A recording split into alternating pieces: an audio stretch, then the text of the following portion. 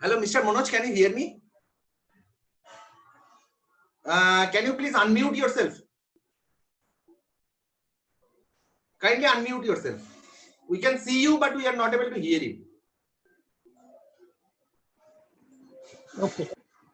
Yes, now we can hear you. You can start your class. I have made you co-host, and your video is spotlighted. Yes, yes, sir.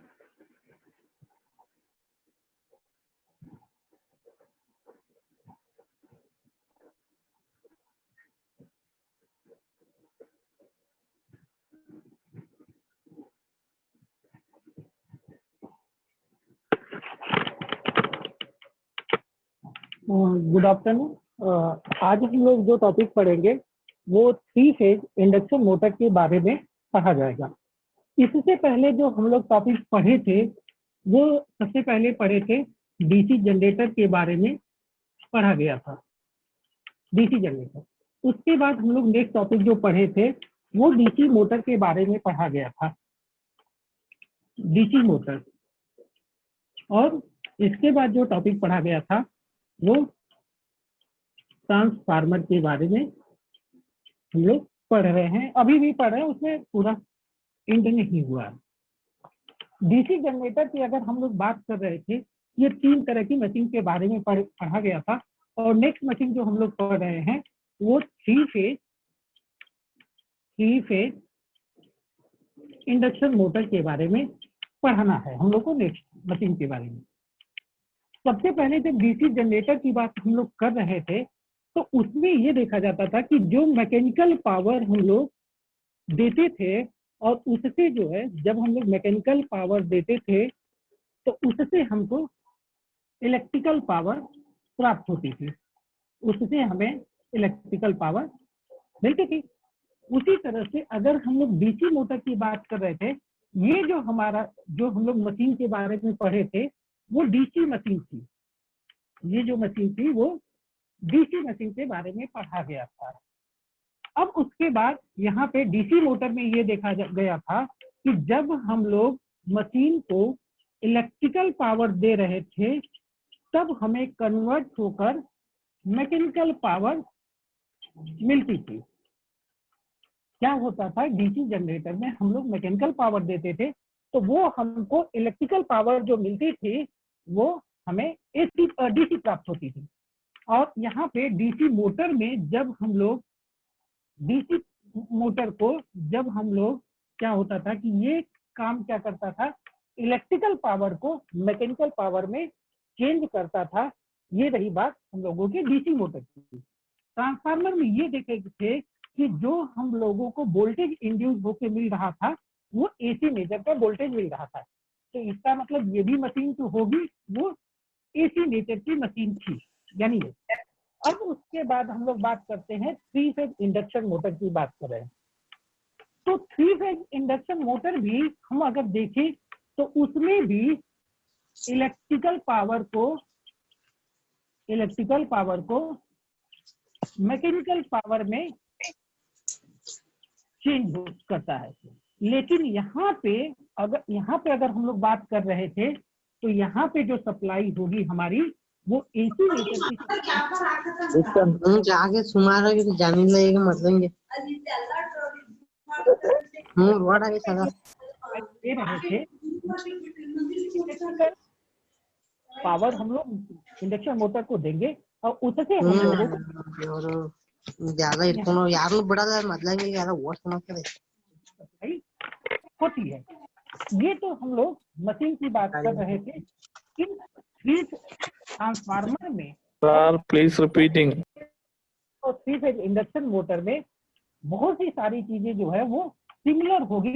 Please. उसकी बात हम लोग compare Sir, ban ಮಾಡಿರಲ್ಲ ಎಲ್ಲಾರ್ದು ನಾವತ್ತು sir, repeating, please, sir. जो पढ़ना था ಅವರ ಏನು ಡೌನ್ಲೋಡ್ ಮಾಡ್ತಾರೆ ಸುಮ್ಮನೆ ಆಗ್ಬಿಟ್ಟೆ बारे ಯಾರ में ಡಿಲೀಟ್ ಮಾಡ್ಬಿಟ್ಟೆ ಅವತ್ತೇ सबसे पहले हम लोग बात करते हैं ಏನೋ ಮಾಡೋಣ ಅಂತ ಅವನು ಮಾಡ್ಕೊಂಡು ಏನೇನೋ ನೋಡ್ಕೊಂಡು ಕೂತ್ಕೊಂಡು ಮಲಗಿದ್ನೋ ಮಲಗಿದೀಯಾ थ्री फेज जो हौदा? AC मोटर होता है, ये क्या है कि पहला पॉइंट जो होता है ये सेल्फ होती है, यानी ये सेल्फ स्टार्टिंग नहीं होती है। हाँ, listen. वह मोटर जो है वो सेल्फ ಏನಂದೆ? स्टार्टिंग ಓ थोड़ा सा हम लोग ಎಲ್ಲ ಕಾಣಿಸ್ತಿಲ್ಲ ನಾನೇ ವಿಡಿಯೋ ತೆಗೆದು ಇದನ್ನ ಮಾಡಿದ್ದೀನಿ ಹಾ एक तो ವಿಡಿಯೋದಾಗ ಕಾಣಲ್ಲ ನಂಗೆ ಮಾತಾಡೋದು ಕೇಳಿಸುತ್ತೆ ಅಷ್ಟೇ Kandi video hajinga ತರ. लोग आते हैं ಜಯರಾಮ್ ಬಂದಿಲ್ವಲ್ಲ और यहाँ पे ಬಂದೇ ಇಲ್ಲ ಲಿಂಕ್ ಕಳ್ಸಿಯಾ ಕಳಿಸಿದ್ದೀನಿ ये जो है इसका बेस होगा मशीन का ಮ್ಯೂಟ್ ಮಾಡೇ ಇಲ್ಲ ಅವರು ಅದೇ ಅಪ್ಪ Mic बंद कर लो भाई. इस ಏನ್ ಪಾಠ section को ಕೇಳ್ತಾರ हम ಮತ್ತೆ स्टेटर कहा जाता है। हाँ? ಏನ್ ಮಾಡ್ತಾರ है जो आर ಊಟ ಮಾಡ್ದ वाई और बी ಇಲ್ಲ होगा। ಇಲ್ಲ ಕಣ जो R, ಯಾಕಂದ್ರೆ ಮಾಡ್ಬೇಕು इसी के अंदर जो ಎಲ್ಲಾರು ಹೇಗಿದ್ದೀರಾ? ಚೆನ್ನಾಗಿದ್ದೀವಿ है वो रोटर ಊಟ ಗಿಟ होता है। ಆಗಿದೆ ಇಲ್ಲ? ಅವ್ ಬಡ್ಕಂತವ್ರೆ ಇವರೆಲ್ಲ ಮಾತಾಡ್ತಾವ್ರಲ್ಲ दिखाते हैं और इसी ಮಾತಾಡ್ಬೇಕು ಗುರು. ಆಗಿದೆ प्लेस किया जाता है ಯಾವ ಗುರು ನಮ್ದು ದಾಂಡೇಲಿ, ಉತ್ತರ ಕನ್ನಡ. जो है ಹೌದೇನು प्लेस किया गया। ನಿಮ್ದು ಊಟ ಆತ? ಇಲ್ಲಿ ಚಿತ್ರದುರ್ಗ ಚಿತ್ರದುರ್ಗ. ये देख रहे हैं इसको करता है ಊಟ ಆತ? ಹೌದೇನು स्टेटर होगा। अगर हम लोग स्टेटर की बात करते हैं कि स्टेटर जो है वो किस मटेरियल का बना हुआ होता है, ಜಯರಾಮ बात कर रहे हैं कि स्टेटर जो है वो किस मटेरियल का बना हुआ होता है। ಜಯರಾಮ तो छोटी मशीन नंदी की है? बात करते हैं, ಹಾ छोटी मशीन बना रही होगी ಯಾವಾಗ ಓಪನ್ ಅಂತೆ ಕ್ಲಾಸ್ ये कास्ट आयरन का कास्ट ಜಯರಾಮ್ ಏನ್ ಅಂಗಡಿ ಒಳಗ್ ಕುಂತಾನೆ मटेरियल ಮೈದಾನ यूज किया ಬಂದ मशीन को कवर ಬಂದ ನೋಡು मटेरियल का बना हुआ होता है। अगर हम लोग ಹೇಳ್ತಾರೆ ಇವತ್ತಾಗ ಇದು ಮಾಡ की अगर हम लोग बात कर रहे हैं तो वो जो है वो कास्ट आयरन की बनी हुई होती है। और बड़ी ಜಯರಾಮ್ अगर कोई बड़ी मशीन होगी तो वो जो मशीन बनी हुई होती है ಜಯರಾಮ स्टील की, यानी कि ये जो मशीन है वो कास्ट स्टील की बनी हुई ನೋಡ होती ಮೊಬೈಲ್ ಮಾತಾಡ್ತಾವ है। बिग मशीन है। ಎಲ್ಲ ಕೊಟ್ಟಾಯ್ತಪ್ಪ ಅವ್ನು अगर कोई लार्ज मशीन है, अगर लार्ज मशीन की अगर हम लोग बात करें, कोई बड़ी मशीन होगी तो वो कास्ट स्टील की बनी हुई होती है। और कोई छोटी मशीन होगी तो वो कास्ट आयरन का बना हुआ होता है। ये जो मटेरियल यूज कर रहे हैं हम लोग कवर करने के लिए, जो ऊपरी सेक्शन दिखाया गया है जिसको यूक कहा जाता है, यूक, ये यूक जो है वो या तो अगर छोटी मशीन होगी तो कास्ट आयरन का बना हुआ होगा, अगर बड़ी मशीन होती है तो वो कास्ट स्टील का प्रयोग ನಂದಿ किया जाता ಹ್ಮ್ है। और नंदे? उसके बाद ಹೇಳೋ में ಫೋನ್ ಮಾಡಿದ್ರ फोन ಸರ್ लगा हुआ ಇಲ್ಲ होता है। Hello.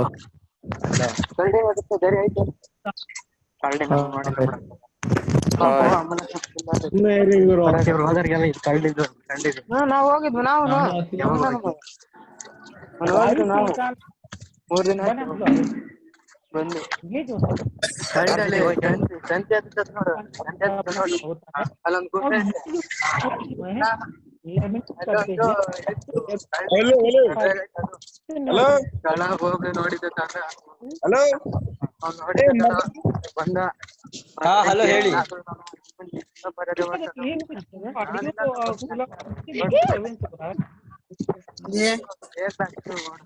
हेलो ನಂದಿ हेलो ಹೇಳಿ Nandi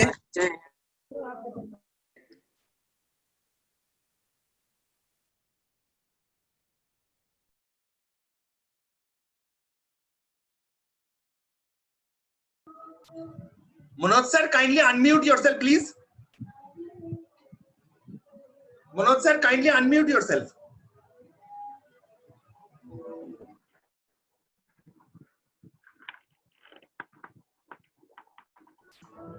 Now it's okay, you can continue.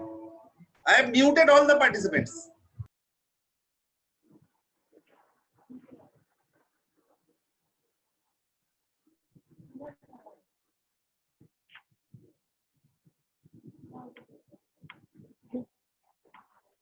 ये जो कोर है, जिस हम लोग कोर बात कर रहे हैं कि ये पतली पतली कोर होती है जिसकी थिकनेस जो है वो 0.35 mm से लेके 0.5 m के बीच 0.50 mm के बीच इस कोर की थिकनेस होती है।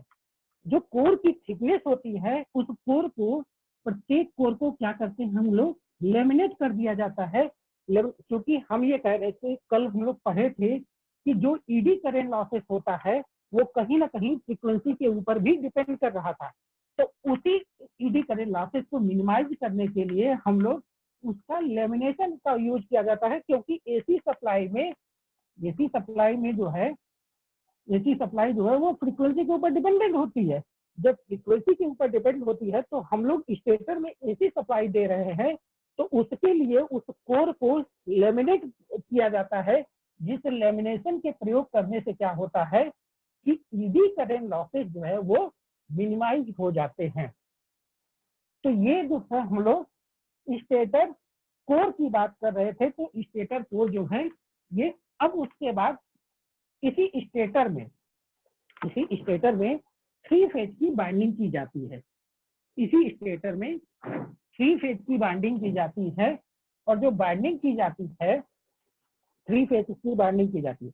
अगर हम लोग बात कर रहे हैं कि स्टेटर की ही हम लोग बात कर रहे हैं, और उस स्टेटर में 3 फेज की बाइंडिंग की जाती है, और जो बाइंडिंग होती है वो 2 तरह की बाइंडिंग की जाती है, या तो स्टार में होगी या डेल्टा में होगी।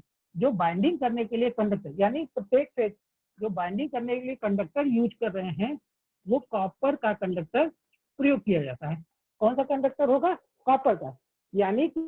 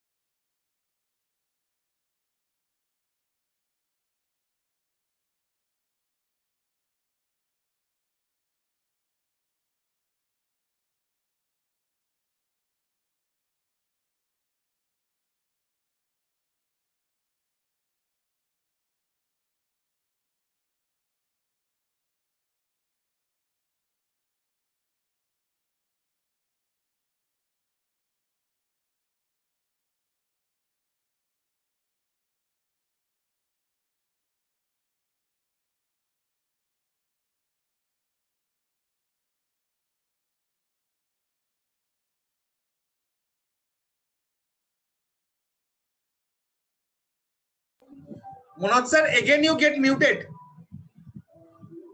Manoj sir, again you get muted. Kindly unmute.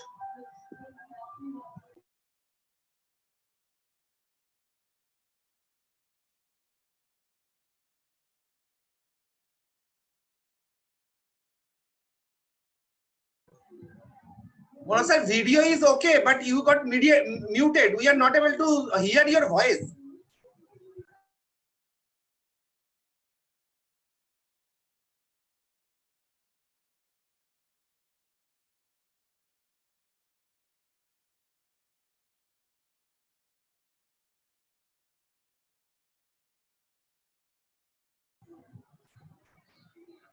Sir, kindly unmute, please. Sir, kindly unmute, please. We are not able to hear your voice. We can see your whiteboard.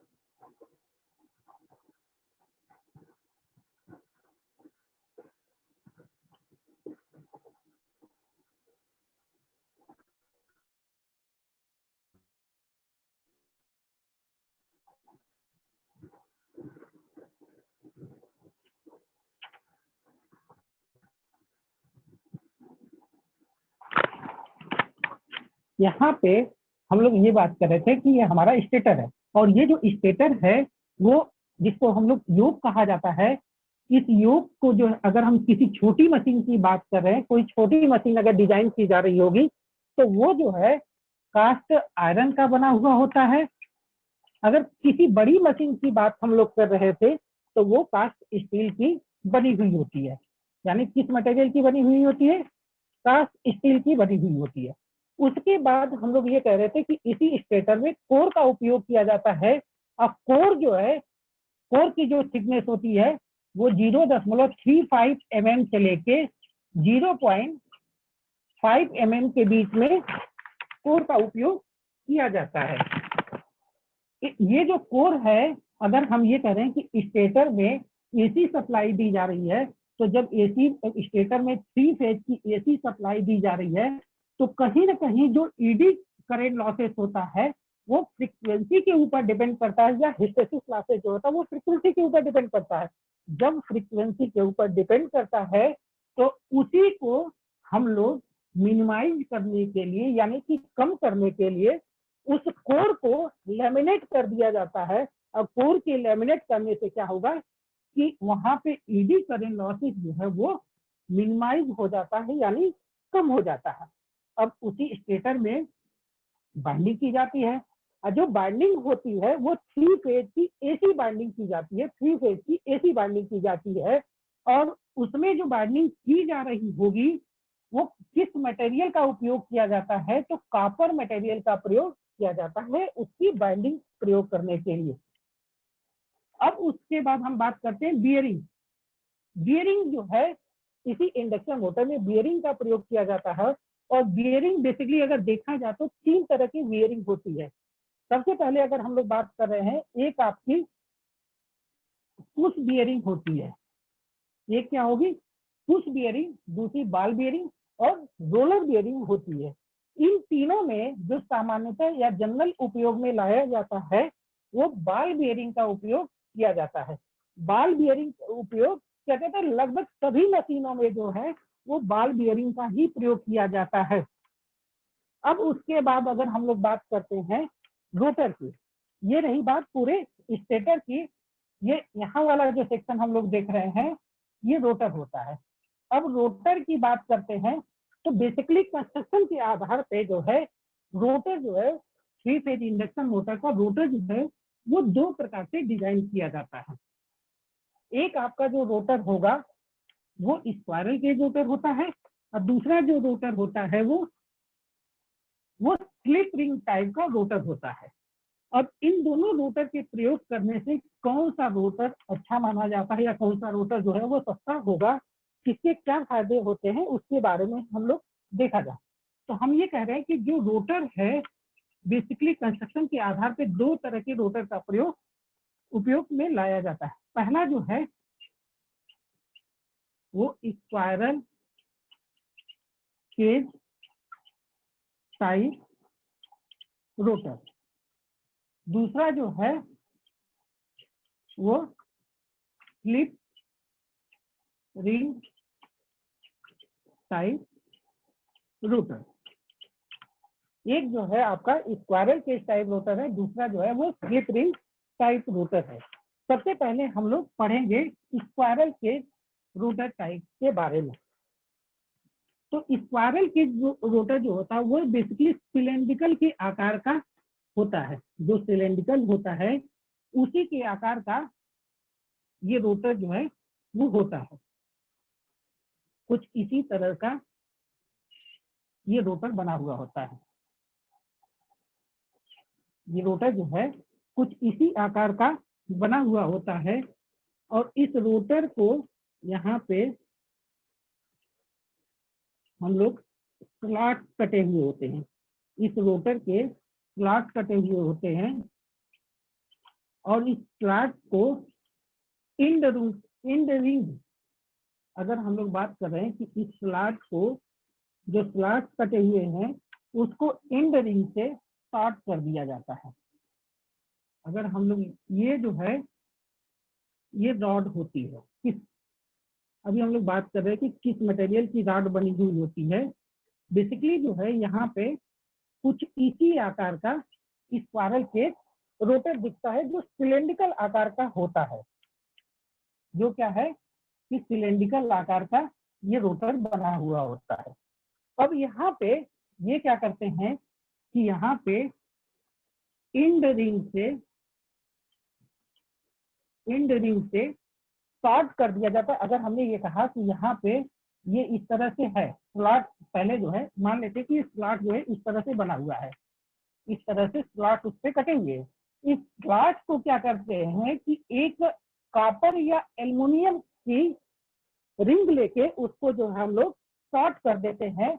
और short करने से क्या होगा, अगर हम लोग इसी बात को ये देखा जाए, अगर इसी बात की हम लोग बात करते हैं कि ट्रांसफार्मर में अगर देखा जाता था, अगर हमने यह कहा यहाँ पे इंडक्शन मोटर में ये मान लेते हैं रोटर स्टेटर है और ये रोटर है। स्टेटर को अगर ये मान लिया जाए ये प्राइमरी वाइंडिंग है और रोटर को मान लिया जाए ये सेकेंडरी वाइंडिंग है।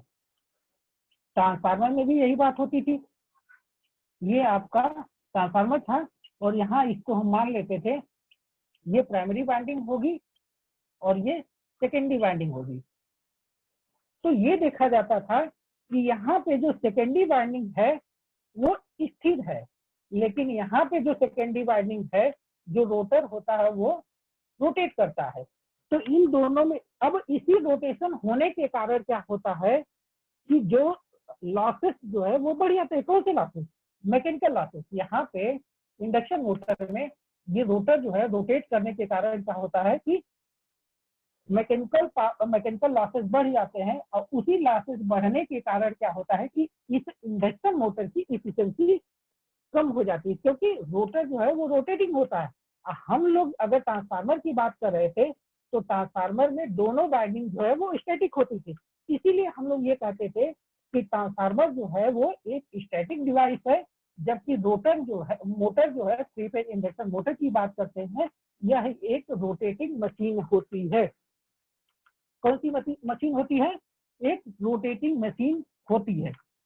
अगर हम लोग ये कह रहे हैं कि और ये जो है इसके जो स्लॉट कटे हुए होते हैं, यहाँ पे ये जो स्लॉट कटे हुए दिख रहे हैं ये तिरछा होता है।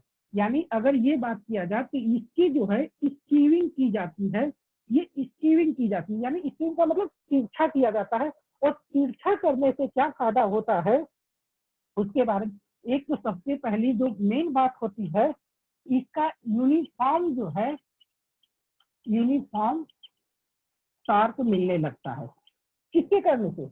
जो हम लोग इसको तिरछा कर रहे हैं, इसके स्लॉट जो है वो तिरछे किए हैं, यानी स्कीविंग की गई है, तो उसके कारण जो है इसका टार्क जो हमें मिलेगा वो यूनिफॉर्म टार्क मिलता है। दूसरी बात ये होगी कि जो हमिंग होती है या नॉइज जो होती है वो कम हो जाती है, तो रिड्यूस नॉइज। अगर नॉइज की बात करें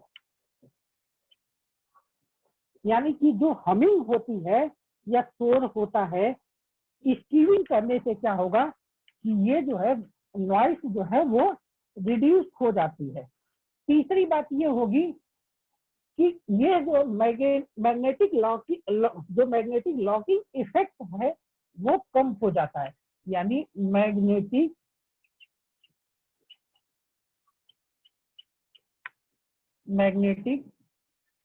लॉकिंग इफेक्ट लो हो, यानी कि कम हो जाता है। मैग्नेटिक लॉकिंग इफेक्ट जो है वो कम हो जाता है। दूसरी बात यह है कि अगर हम लोग एक जो स्लिप रिंग इंडक्शन मोटर है उससे अगर ये कंपेयर भी किया जाए तो ये देखा जाता है कि इसकी जो मेंटेनेंस चार्ज है वो कम होता है। यानी कि लो मेंटेनेंस होता है। इसका मेंटेनेंस भी स्लिप रिंग के कंपेयर में कम होता है। इसका मेंटेनेंस जो है वो स्लिप रिंग की तुलना में कम होता है। दूसरी बात है कि यहाँ पे जो है इसका पावर फैक्टर जो है हाई हो जाता है। हाई पावर फैक्टर क्या होगा कि हम लोग जो स्पायरल के इंडक्शन मोटर रोटर की बात कर रहे हैं, तो अगर स्पायरल के रोटर यूज किया जाए तो उसका पावर फैक्टर जो है वो अधिक होता है, यानी कि हाई पावर फैक्टर हो जाएगा। और इसके साथ ही जो है इस रोटर की इफिशियंसी जो है इफिशियंसी हाई होती है। किसकी तुलना में? अगर हम लोग ये कंपेयर की बात कर रहे होंगे तो ये जो कंपेयर की बात कर रहे हैं, अगर स्पायरल के रोटर की तुलना में अगर इसका कंपेयर किया जाए तो पहली बात तो है कि स्पायरल केज की जो है स्लिप रिंग से अगर कंपेयर करते हैं स्पायरल केज का, तो ये देखा जाएगा कि इसका मेंटेनेंस जो है स्पायरल केज का स्लिप रिंग की तुलना में कम होता है। मेंटेनेंस कम होगा तो इसका चार्ज भी कम होगा, इसकी कास्ट भी कम हो जाती है। दूसरी बात ये होगा कि इसका पावर फैक्टर जो है वो हाई हो जाता है। किसकी तुलना में? स्लिप रिंग की तुलना में इसका पावर फैक्टर जो है वो हाई हो जाता है। और तीसरी बात ये होगी कि इसकी इफिशियंसी जो है वो ज्यादा होती है। किससे? स्लिप रिंग की तुलना में स्पायरल केज रोटर की इफिशियंसी भी ज्यादा होती है। हाँ, एक नुकसान जो होता है, एक जो हम लोग उसकी कंपेयर में ये बात करते हैं, इसका स्टार्टिंग टार्क जो है वो कम प्राप्त होता है। लो स्टार्टिंग टार्क हमें यहाँ पे इसका मिलता है। यानी कि क्या होगा कि लो स्टार्टिंग टार्क हमें इसका मिलता है। और दूसरी बात क्या होगी, उसका स्टार्टिंग टार्क हाई होता है। यानी कि अगर हम लोग ये पूरा देखा जाए कि ये रोटर जो है स्पायरल के रोटर की अगर हम लोग बात कर रहे हैं तो एक फायदा तो हमें ये मिलता है कि स्कीविंग करने से क्या फायदा होता है, यानी तिरछा करने से क्या फायदा होता है कि इसका टार्क जो हमें प्राप्त होता है एक यूनिफॉर्म टार्क प्राप्त होता है। दूसरी बात क्या होगी कि इसको तिरछा करने से क्या हमें फायदा होगा, तो ये कहेंगे कि रिड्यूस नॉइज, यानी जो इसमें नॉइज होगा वो रिड्यूस हो जाता है। और तीसरी बात ये होगी इसका मैग्नेटिक लॉकिंग इफेक्ट जो है वो कम होता है। इसका मैग्नेटिक लॉकिंग इफेक्ट जो है वो कम होता है, यानी कि अगर मैग्नेटिक लॉकिंग इफेक्ट जो है वो कम होता है। अब इससे और क्या फायदा होगा अगर हम लोग स्लिप रिंग इंडक्शन की तुलना में स्क्वायरल केज से अगर हम लोग कंपेयर करते हैं तो उसमें ये देखा जाएगा कि इसका जो है पावर फैक्टर जो है वो ज्यादा होता है। स्क्वायरल केज मोटर का पावर फैक्टर ज्यादा होता है, इफिशिएंसी भी ज्यादा होती है। हाँ, एक बात ये होती कि इसका स्टार्टिंग टार्क जो है वो कम हो जाता है। अब उसके बाद अगर हम लोग बात करते हैं स्लिप रिंग इंडक्शन मोटर की बात करते हैं कि स्लिप रिंग इंडक्शन मोटर में कौन सी ऐसी बात होती है। Slip ring induction motor rotor जो है वो किस तरह से दिखता है, ये बात होगी हम लोगों की स्क्वायरल केज टाइप रोटर की। स्क्वायरल केज टाइप रोटर की। अब हम लोग बात करते हैं स्लिप रिंग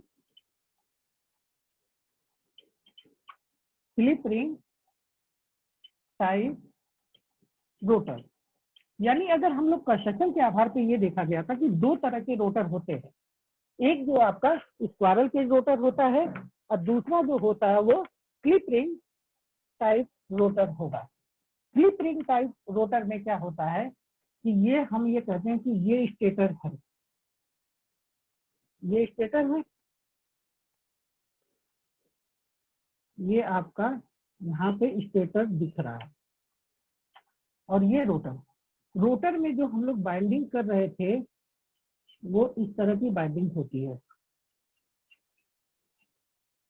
ये होता है, ठीक। और उसके बाद यहाँ पे हम लोग स्लिप रिंग लगा देते हैं, स्लिप रिंग लगा दी जाती है। अब उसके बाद जो है ये स्लिप रिंग को हम लोग इस तरह से यहाँ पे ब्रश लगा हुआ होता है, ये ब्रश होता है, ये ब्रश है और यहाँ पे इसका एक टर्मिनल लाके इसे कनेक्ट कर देते हैं।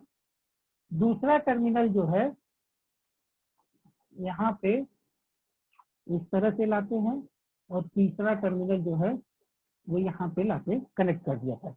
इसमें क्या करते हैं कि एक अलग से हम लोग रोटर को स्टार्ट करने के लिए एक अलग से वेरिएबल एक रेजिस्टेंस लगा देते हैं जो बेसिकली स्टार्ट होता है और इसको जो है यहाँ पे ये कुछ इस तरह से कनेक्ट कर दिया जाता है, ये जो है इस तरह से कनेक्ट कर दिया जाता है। तो ये जो हमें यहाँ पे दिख रहा होगा इसको हम लोग कहते हैं स्लिप रिंग टाइप रोटर। इसको जो कहते हैं वो ये जो आपका ब्रश होता है और यहीं से इसका शाफ्ट जो है, यहीं से इसका शाफ्ट जो है वो इस तरह से कुछ निकला हुआ होता है, शाफ्ट, ये शाफ्ट होता है।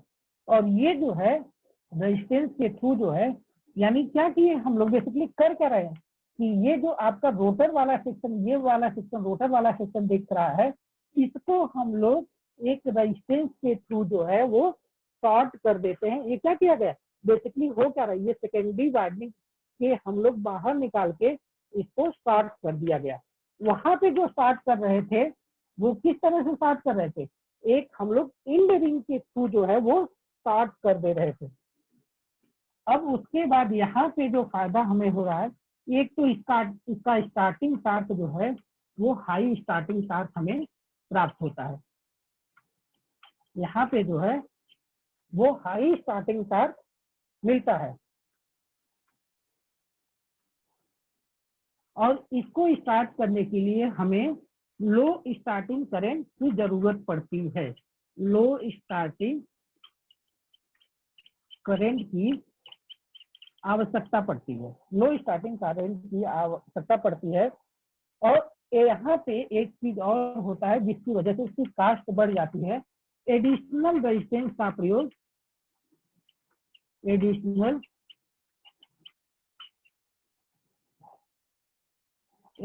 रेजिस्टेंस का उपयोग किया जाता है। यहाँ पे एडिशनल रेजिस्टेंस का उपयोग किया जाता है। एक तो इसका स्टार्टिंग टार्क हमें ज्यादा मिलता है, इसका जो है लो स्टार्टिंग करंट की हमें यानी इसको स्टार्ट करने के लिए हमें करंट की वैल्यू जो है वो बहुत ज्यादा करंट की वैल्यू नहीं देनी पड़ती है। और तीसरी बात ये हो गई कि इसका जो है इसमें एक एडिशनल रेजिस्टेंस की जरूरत पड़ती है। और चौथी बात ये हो गई कि लो पावर फैक्टर, हमें लो पावर फैक्टर यहाँ पे प्राप्त होता है। किसमें? स्क्वायरल केज टाइप का जो रोटर है उसका पावर फैक्टर लो होता है, एडिशनल रेजिस्टेंस की जरूरत पड़ती है, लो स्टार्टिंग करंट की आवश्यकता होती है और हाई स्टार्टिंग टॉर्क हमें यहाँ पे प्राप्त होता है। इतनी बात हो गई। रोटर हम लोग दो तरह के रोटर पढ़े, एक आपका स्क्वायरल केज टाइप का रोटर और दूसरा जो था वो स्लिप रिंग टाइप का रोटर के बारे में पढ़ा गया था। कौन कौन से? एक स्क्वायरल केज टाइप रोटर और दूसरा जो है स्लिप रिंग टाइप के रोटर। उसमें ये देखा जा रहा था, अब इसका मतलब इसका जो मेंटेनेंस होगा वो हाई मेंटेनेंस, यानी मेंटेनेंस कॉस्ट इसकी ज्यादा हो जाती है। मेंटेनेंस कॉस्ट ज्यादा हो जाती है, पावर फैक्टर कम हो जाता है, उसका स्क्वायरल केज टाइप का पावर फैक्टर ज्यादा होता है। तो ये अगर हम लोगों को दोनों में डिफरेंस भी बताना पड़े तो हम लोग बता सकते हैं कि स्क्वायरल केज टाइप रोटर और स्लिप रिंग टाइप रोटर में दोनों में क्या बेसिक डिफरेंस होते हैं। तो ये बात हो गई हम लोगों की, किसकी बात हो गई कि यहाँ पे दो तरह के रोटर के बारे में पढ़ा गया, एक आपका स्क्वायरल केज टाइप रोटर और दूसरा जो है स्लिप रिंग टाइप रोटर के बारे में पढ़ा गया। अब उसके बाद हम लोग बात करते हैं कि इसके वर्किंग प्रिंसिपल की। थोड़ा सा उसमें हमें वर्किंग प्रिंसिपल के बारे में ध्यान से समझेंगे तो चीजें बिल्कुल क्लियर हो जाएगी कि क्या क्या उसमें चीजें हो रही हैं। तो सबसे पहले हम लोग वर्किंग की बात करते हैं, वर्किंग प्रिंसिपल के बारे में, ये कैसे जो है वो काम करता है।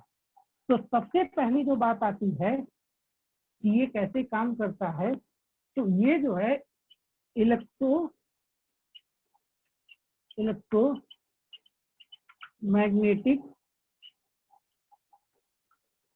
इंडक्शन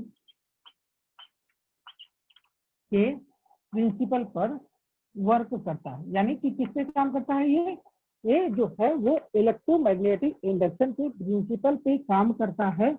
और यही सेम बात जो है वो ट्रांसफार्मर के लिए भी था कि ट्रांसफार्मर भी इलेक्ट्रोमैग्नेटिक इंडक्शन के ही प्रिंसिपल पर वर्क करता है। यानी कि इसमें भी जो वोल्टेज इंड्यूस होगा वो इंडक्शन के ही माध्यम से वोल्टेज इंड्यूस होगा। अगर हमने ये कहा कि सबसे पहले ये मान लेते हैं कि ये आपका स्टेटर है, ये जो है वो स्टेटर है। स्टेटर में अगर हम लोग ये बात करते हैं कि ये स्टेटर है और इस स्टेटर में 3 फेज की बाइंडिंग, स्टेटर में भी 3 फेज की बाइंडिंग की जाती है। स्टेटर में 3 फेज की बाइंडिंग की जाती है और रोटर में भी 3 फेज की बाइंडिंग की जाती है। तो हमने ये कहा कि यहाँ पे ये स्टेटर दिख रहा होगा और इसको 3 फेज की सप्लाई से कनेक्ट किया जा रहा है। यानी कि यहाँ पे जो करंट 3 फेज सप्लाई होगी आर, वाई और बी की सप्लाई होगी। अब उसके बाद यहाँ पे ये रोटर है, इसको हम लोग कह रहे हैं कि ये रोटर होगा और इसी रोटर पे हम लोग कंडक्टर को प्लेस किया गया, यानी इसी में रोटर कंडक्टर को रखा गया है।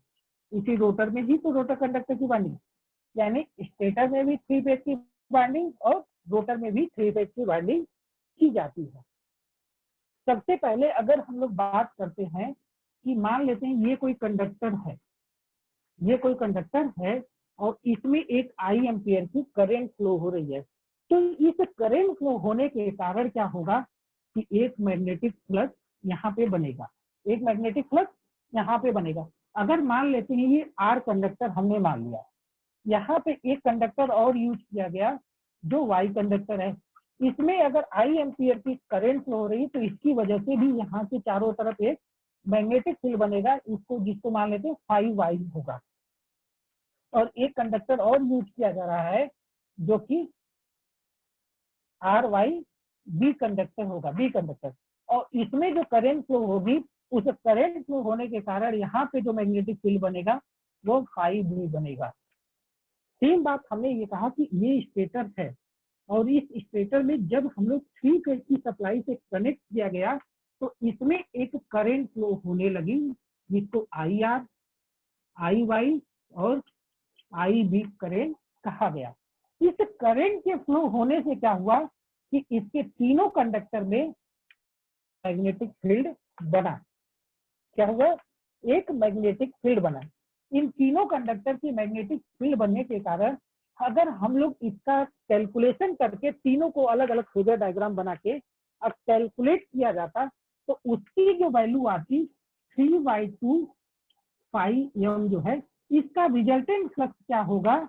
अगर हम लोग ये कहें कि जो इन तीनों कंडक्टर में फ्लक्स बना है उन तीनों का रिजल्टेंट फ्लक्स क्या होगा, तो ये कहते हैं कि 3/2 इंटू 5m होगा। क्या होगा? 3/2 5m का एक रिजल्टेंट मैग्नेटिक फ्लक्स बनता है जिसको लिख सकते हैं 1.5m।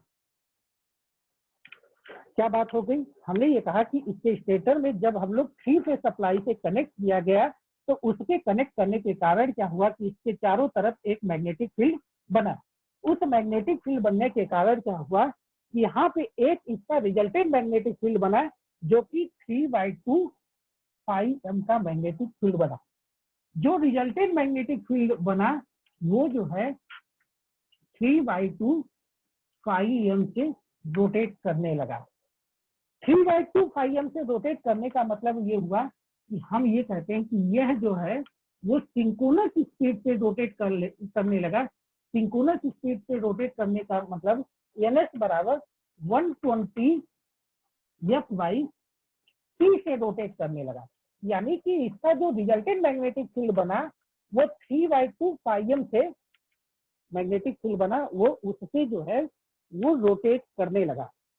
जब ये सिंक्रोनस स्पीड से रोटेट करने लगा तो इसके रोटेट करने के कारण क्या हुआ कि अगर हम ये कहें कि कोई कंडक्टर है, अगर ये कहा जाए कि ये कंडक्टर है और इस कंडक्टर में ये मैग्नेटिक फील्ड बना, इसी कंडक्टर को इस मैग्नेटिक फील्ड, या तो ये कह सकते हैं कि कंडक्टर रोटेट कर रहा होगा या मैग्नेटिक फील्ड रोटेट कर रहा होगा।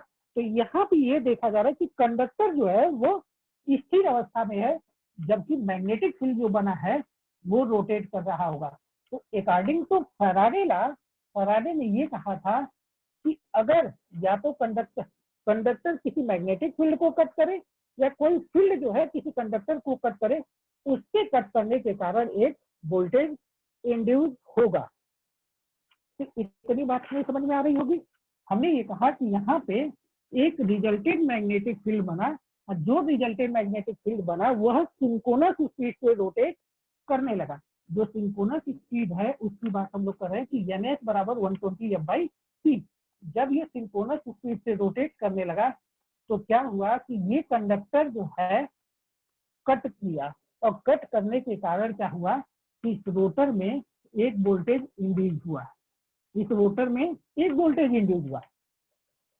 अगर हम लोग बात करें, या तो दो चीजें हो सकती हैं, या तो हम ये कहें कि इस वोल्टेज, दो तरह के रोटर के बारे में पढ़ा गया था। एक तो आपका स्पाइरल केज टाइप का रोटर था और दूसरा जो है वो स्लिप रिंग टाइप का रोटर है। अगर हम यहाँ पे दोनों में से किसी की भी बात करें तो ये सामने बात आ रही थी कि दोनों जो है वो शॉर्ट सर्किट किया गया।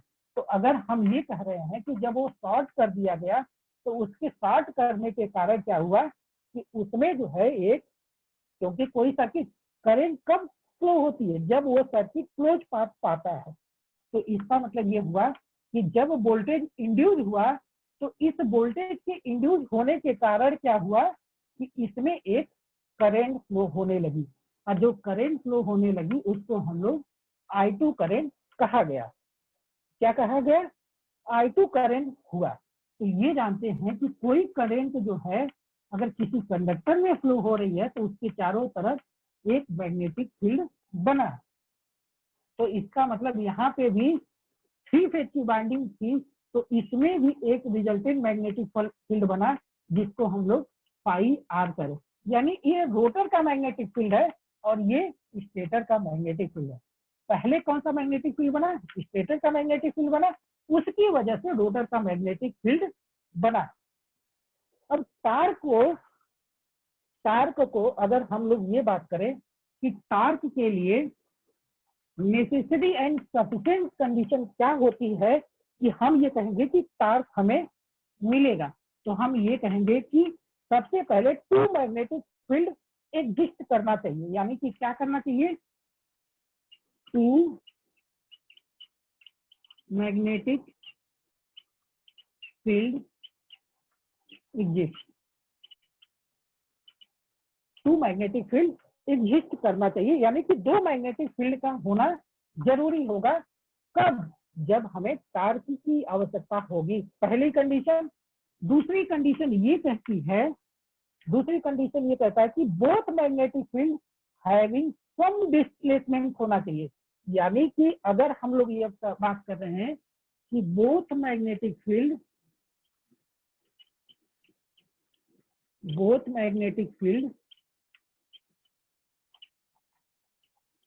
सम displacement,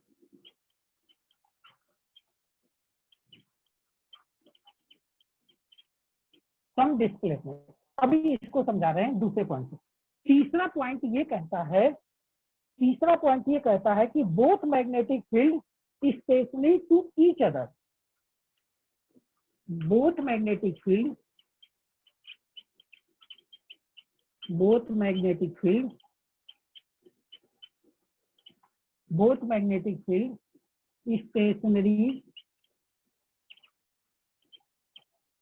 stationary to each other। अभी तीनों पॉइंट को समझा रहे हैं। चलो, और उसके बाद ये कह रहे हैं कि both having some amplitude stable,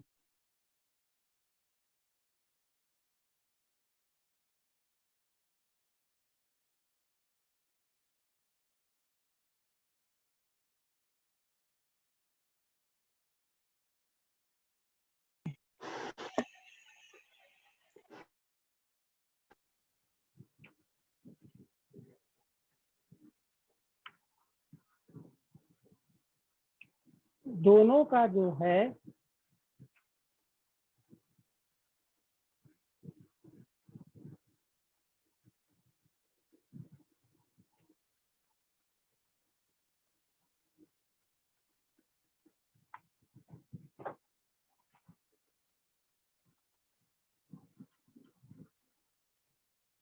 both, यानी कि दोनों का एम्पलीट्यूड है वो सेम होना चाहिए। अगर हमने ये कहा कि 2 मैग्नेटिक फील्ड एग्जिस्ट करना चाहिए, 2 मैग्नेटिक फील्ड एग्जिस्ट करने का मतलब ये हो गया कि एक मैग्नेटिक फील्ड पहले यहाँ मिला हमें स्टेटर में, दूसरा मैग्नेटिक फील्ड जो है रोटर में मिला। यानी पहली कंडीशन जो है वो सेटिस्फाई हो रही होगी। दूसरी बात ये कह रहे हैं कि बोथ मैग्नेटिक फील्ड सम डिस्प्लेसमेंट, यानी कि दोनों मैग्नेटिक फील्ड जो है वो अलग अलग समय पे मिलना चाहिए। पहले अगर हमने ये कहा कि इसमें जो मैग्नेटिक फील्ड मिल रहा है वो फाई ए है, दूसरा जो मैग्नेटिक फील्ड मिल रहा होगा वो फाई बी होगा, यानी कि दोनों में डिस्प्लेसमेंट है। ये बात क्लियर हो रही है कि पहले यहाँ पे मिला, फिर उसके बाद इसकी वजह से रोटर में मैग्नेटिक फील्ड मिला, तो हम ये कह रहे हैं कि दोनों का मैग्नेटिक फील्ड जो है वो डिस्प्लेसमेंट है। तीसरी बात है कि हम ये कह रहे हैं कि तीसरी बात जो है, दोनों मैग्नेटिक फील्ड सेम स्पीड से रोटेट करते हैं। यानी सेम स्पीड का मतलब एक ही डायरेक्शन में रोटेट कर रहे होंगे, तो ये जो है वो सिंक्रोनस स्पीड से रोटेट कर रहा है, ये एन आर, यानी कि ये जो है वो रोटर स्पीड से रोटेट कर रहा होगा। अगर हम लोग ये कह रहे थे, यहाँ पे ये दिखाएंगे कि यहाँ पे हमें क्या मिल गया, अब इसका मतलब ये तीनों कंडीशन जो है वो सेटिस्फाई हो रही है, तो हम ये कहते हैं कि यहाँ पे टार्क जो है वो डेवलप हो गया। टार्क क्या हुआ? डेवलप हो गया। दूसरी तरह से ये भी कह सकते हैं कि जब ये सेकेंडरी में करंट फ्लो होने लगी तो उस करंट फ्लो होने के कारण क्या हुआ कि एक मैग्नेटिक फील्ड बना। एक मैग्नेटिक फील्ड यहाँ पहले से प्रेजेंट है, दूसरा मैग्नेटिक फील्ड यहाँ पे हमें बना, और इन दोनों के मैग्नेटिक फील्ड बनने के कारण क्या हुआ कि एक फोर्स डेवलप हुआ, और फोर्स डेवलप होने के कारण टार्क डेवलप हुआ, और टार्क जब डेवलप हो गया तो मशीन जो है वो रोटेट करने लगी। तो ये रहा हमारा वर्किंग प्रिंसिपल की बात करते हैं। एक बार सही निगाह से थोड़ा सा हम लोग ऐसे देख लेते हैं कि इसका वर्किंग प्रिंसिपल क्या है, थोड़ा सा ध्यान से देखा जाएगा। हमने ये कहा कि सबसे पहले स्टेटर में हमने 3 फेज की सप्लाई दे दी, इसका मतलब स्टेटर में 3 फेज की सप्लाई दे दी गई। स्टेटर में 3 फेज सप्लाई देने के कारण क्या हुआ कि इसमें एक मैग्नेटिक फील्ड बना। इसका रिजल्टेंट मैग्नेटिक फील्ड जो था वो 3/2 φm का रिजल्टेंट मैग्नेटिक फील्ड बना, और 3/2 φm का रिजल्टेंट मैग्नेटिक फील्ड बनने के कारण क्या हुआ कि यह जो है सिंक्रोनस स्पीड से रोटेट करने लगा। और जब सिंक्रोनस स्पीड से रोटेट करने लगा तो इसके रोटर के कंडक्टर जो है वो कट करने के कारण एक वोल्टेज इंड्यूस हुआ। वोल्टेज इंड्यूस होने के कारण ये देखते हैं कि जो रोटर है वो शॉर्ट सर्किट होने के कारण उसमें करंट फ्लो होने लगी। करंट फ्लो होने के कारण उसमें एक मैग्नेटिक फील्ड उत्पन्न हुआ, और मैग्नेटिक फील्ड उत्पन्न होने के कारण टार्क डेवलप होने के लिए सफिशिएंट एंड नेसेसरी कंडीशन जो थी कि दो मैग्नेटिक फील्ड यहाँ पे एग्जिस्ट करना चाहिए, दो मैग्नेटिक फील्ड यहाँ पे एग्जिस्ट कर रहा है, बोथ मैग्नेटिक फील्ड कम डिस्प्लेसमेंट, यानी दोनों मैग्नेटिक फील्ड के बीच जो है डिस्प्लेसमेंट होना चाहिए, डिस्प्लेसमेंट हो रहा है। तीसरी बात हो गई कि both magnetic field stationary to each other, यानी दोनों मैग्नेटिक फील्ड जो है एक दूसरे के सापेक्ष स्थिर होनी चाहिए। और तीसरी बात है कि बोथ हैविंग सम एम्पलीट्यूड, यानी दोनों का एम्पलीट्यूड जो है वो समान होना चाहिए। ये जो रहा आपका 3 फेज मोटर का वर्किंग प्रिंसिपल जो है हम लोग, यानी सेकेंडरी यहाँ पे जो वोल्टेज हमें इंड्यूस होकर मिला वो किसके थ्रू, इंडक्शन के थ्रू जो है वोल्टेज इंड्यूस होकर मिल रहा होगा।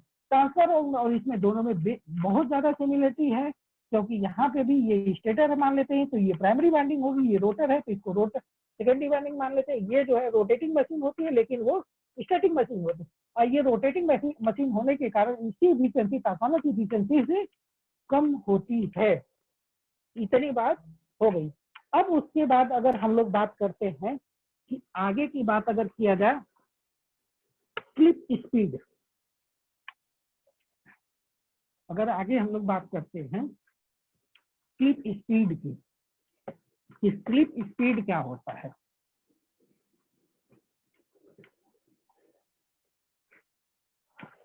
Slip speed, slip speed, slip speed जो होगा उसको हम लोग ns minus nr, difference between synchronous speed तथा रोटर स्पीड को ही हम लोग स्लिप स्पीड कहा जाता है। यानी सिंक्रोनस स्पीड और रोटर स्पीड के अंतर को ही हम लोग स्लिप स्पीड कहते हैं। स्लिप किसे कहते हैं? स्लिप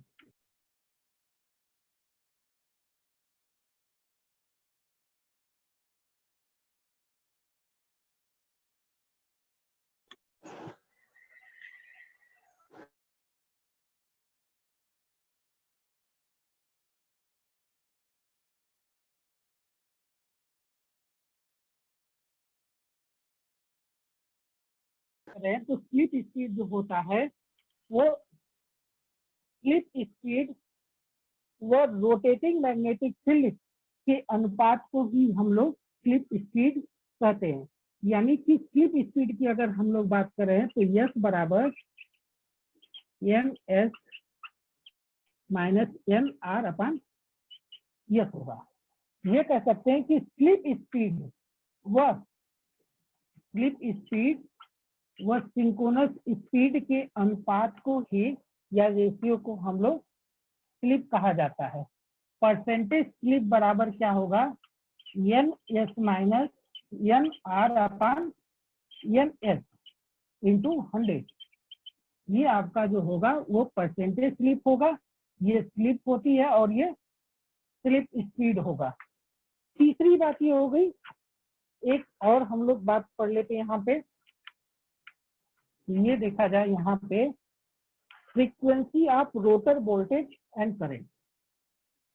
बेसिकली ये फ्रीक्वेंसी ऑफ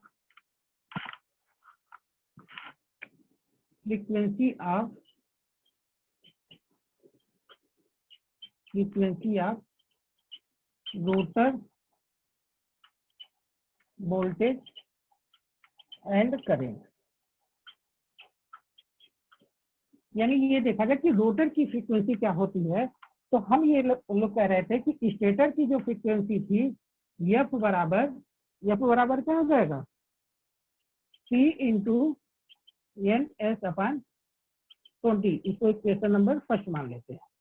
रोटर की फ्रीक्वेंसी क्या हो जाएगी, एफ आर बराबर नंबर ऑफ पोल्स, ई जो है नंबर ऑफ पोल्स है, एन एस जो है वो सिंक्रोनस स्पीड है।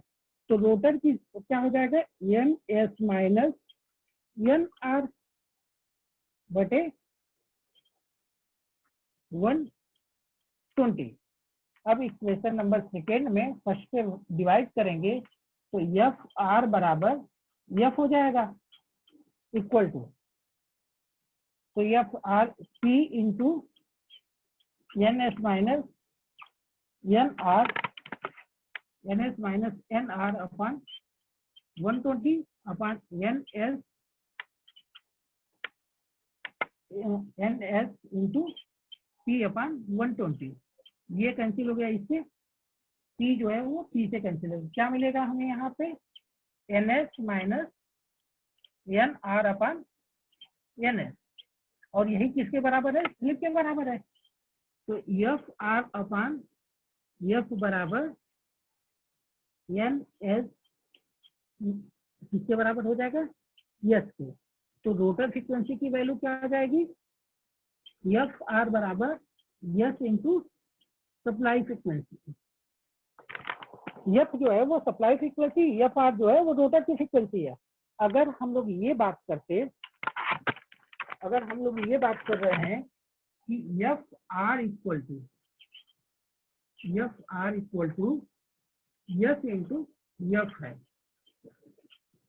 यस जो है वो स्लिप है और एफ जो है वो सप्लाई फ्रीक्वेंसी है, और एफ आर जो है वो रोटर की फ्रीक्वेंसी है। अगर हम लोग ये कहते कि यस बराबर N S minus N R upon N S, अगर ये कहा जाता कि जब मशीन स्टार्ट कंडीशन में नहीं होगी तो उस समय रोटर का मान क्या होगा, 0 होगा, क्योंकि रोटर जो है वो स्थिर अवस्था में होगा। तो यस बराबर क्या हो जाएगा, N S minus N R, N S upon N S हो जाएगा। तो ये कैंसिल, तो यस बराबर क्या आ जाएगा, 1। यानी जब रोटर स्थिर अवस्था में होगा, यानी रोटर रुका हुआ होगा, तो उस समय क्या होगा, जो रोटर की फ्रीक्वेंसी है वो सप्लाई फ्रीक्वेंसी के बराबर होगी। क्या मतलब हुआ कि जब रोटर स्थिर अवस्था में है यानी रुका हुआ होगा तो एन आर की स्पीड क्या होगी, रोटर की स्पीड 0 होगी, और जब रोटर की स्पीड 0 होगी तो क्या मिलेगा हमें, यस बराबर N S upon N S, ये कैंसिल हो गया 1, यानी कि यस का मान जो है 1 हो जाएगा। और जब यस का मान 1 हो जाएगा तो एफ आर बराबर एफ होगा। यानी कि जब रोटर स्थिर अवस्था में होगा तब क्या होगा, रोटर फ्रीक्वेंसी जो होगी वो सप्लाई फ्रीक्वेंसी के बराबर होगी। यही बात अगर हम लोग ट्रांसफार्मर की कर रहे थे तो ट्रांसफार्मर में क्या है, यहाँ पे ये जो बात आ रही है निकल के कि एफ आर की जो वैल्यू है रोटर फ्रीक्वेंसी की value yes into F R आई थी। अगर हमने ये कहा कि यस का मान 1 आ रहा है, यस का मान 1 कब आ रहा है, जब यस बराबर N S minus N R upon N S, यानी ये वैल्यू रोटर स्थिर अवस्था में रुका हुआ है तो इसकी स्पीड क्या होगी, 0 होगी। जब स्पीड 0 होगी तो यस का मान N S upon N S हो जाएगा, तो इसकी वैल्यू क्या हो जाएगी, 1 हो जाएगी, क्योंकि ये कैंसिल हो गया। तो यस की वैल्यू 1 हो गई, और जब यस की वैल्यू 1 हो गई तो एफ आर बराबर क्या हो जाएगा, एफ, यानी रोटर की फ्रीक्वेंसी जो है वो सप्लाई फ्रीक्वेंसी के बराबर होगी, कब, जब रोटर स्थिर अवस्था में है।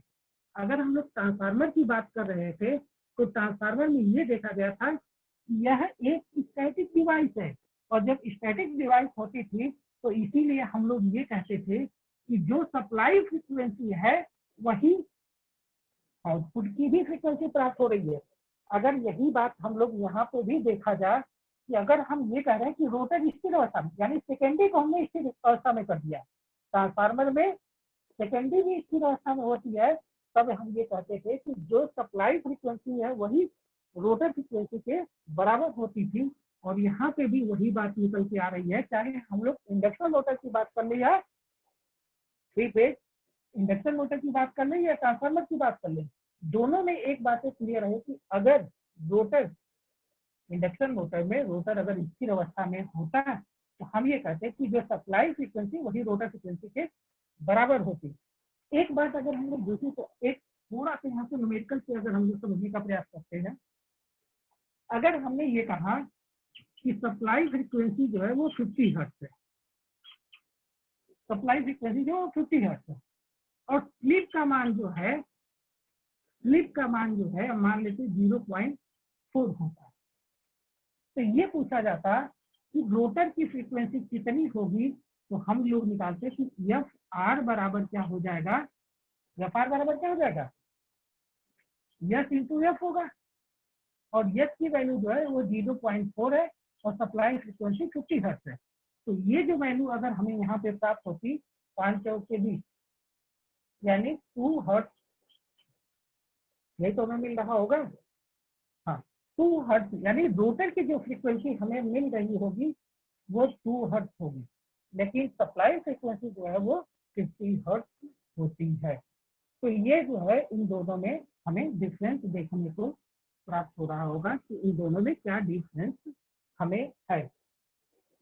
तो ये रहा जो है आपका 3 फेज इंडक्शन मोटर की अगर हम लोग बात कर रहे थे। तो नेक्स्ट हम लोग आगे वाली क्लास में पढ़ा जाएगा इंडक्शन मोटर का पार्ट सेकेंड, उसमें जो है टार्क स्लिप कर्व और स्टार्टर के बारे में पढ़ना है। यहाँ पे ये सारी बातें हम लोग पढ़ के कंक्लूड कर रहे हैं, आज की क्लास यही पे समाप्त की जा रही है।